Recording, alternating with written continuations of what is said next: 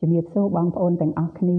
5រឿងរ៉ាវល្អៗដែលនឹងកើតមាននៅលើរាងកាយរបស់យើងដោយការទទួលទានទឹកក្តៅអ៊ុនៗលាយជាមួយនឹងទឹកក្រូចឆ្មានៅពេលព្រឹកអញ្ចឹងបន្ទាប់ពីស្ដាប់ពីអ្នកគ្រូពេទ្យទៅខ្ញុំទទួលបានព័ត៌មានថា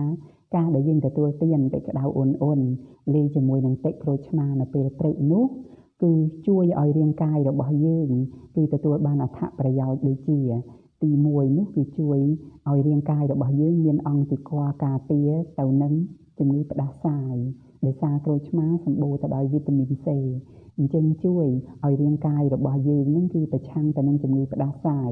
ហើយមួយវិញទៀតសម្រាប់ខ្ញុំផ្ទាល់គឺពេលដែលខ្ញុំឈឺផ្ដាសាយខ្ញុំក៏តែងតែទទួលទានទឹកក្តៅអ៊ុនៗលាយជាមួយនឹងទឹកក្រូចឆ្មាហើយលាយជាមួយនឹងទឹកឃ្មុំបើសិនជាយើងមានទឹកឃ្មុំណាហើយនឹងបន្ទាលកន្ទុយក្រពើនឹងឯងហើយនិយាយទៅវាអាចចំណាយពេលបន្តិចវាមិនលឿនដូចការដែលយើងទទួលទានថ្នាំនោះទេគឺវាអាចចំណាយពេលរៀងយូរបន្តិចពួកឲ្យយើងព្យាបាលបែបធម្មជាតិ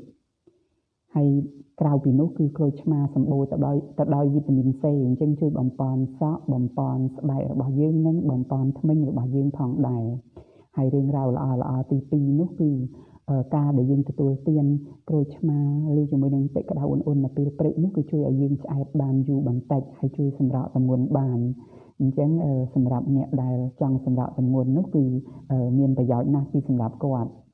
ហើយរឿងរ៉ាវល្អៗទី3នោះគឺការដែលយើងទទួលទានទឹកក្តៅអ៊ុនៗលាយជាមួយនឹងទឹកក្រូចឆ្មានោះគឺជួយឲ្យប្រព័ន្ធរំលាយអាហាររបស់យើងគឺដំណើរការបានល្អហើយរឿងរ៉ាវល្អៗទី4នោះគឺជួយឲ្យអ្នកដែលមានបញ្ហារឿងក្តៀនអញ្ចឹងជួយឲ្យគាត់នឹងគឺបន្ធូរបន្ថយអាការៈក្តៀនរបស់គាត់ហើយជួយឲ្យគាត់នឹងបត់ជើងបានល្អឡើងវិញជួយបន្ធូរបន្ថយនៃការបត់ជើងឲ្យបត់ជើងឡើងស្រួលឡើងវិញហើយចុងក្រោយរឿងរ៉ាវល្អៗទី5នោះគឺជាពិសេសគឺសម្រាប់អ្នកដែលមានបញ្ហាលើសឈាមអញ្ចឹងការដែលយើងទទួលទានទឹកក្តៅអ៊ុនៗលាយជាមួយនឹងទឹកក្រូចឆ្មានោះគឺជួយឲ្យឈាមរបស់យើងគឺរត់បានល្អហើយជួយឲ្យបេះដូងរបស់យើងធ្វើការបានល្អ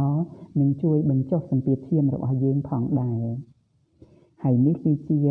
5រឿងរ៉ាវល្អៗដែលនឹងកើតមាននៅលើរាងកាយរបស់យើងដោយការទទួលទានទឹកក្តៅអ៊ុនៗលាយជាមួយនឹងទឹកក្រូចឆ្មានៅពេលព្រឹកអរគុណសម្រាប់ការទស្សនាជម្រាបលា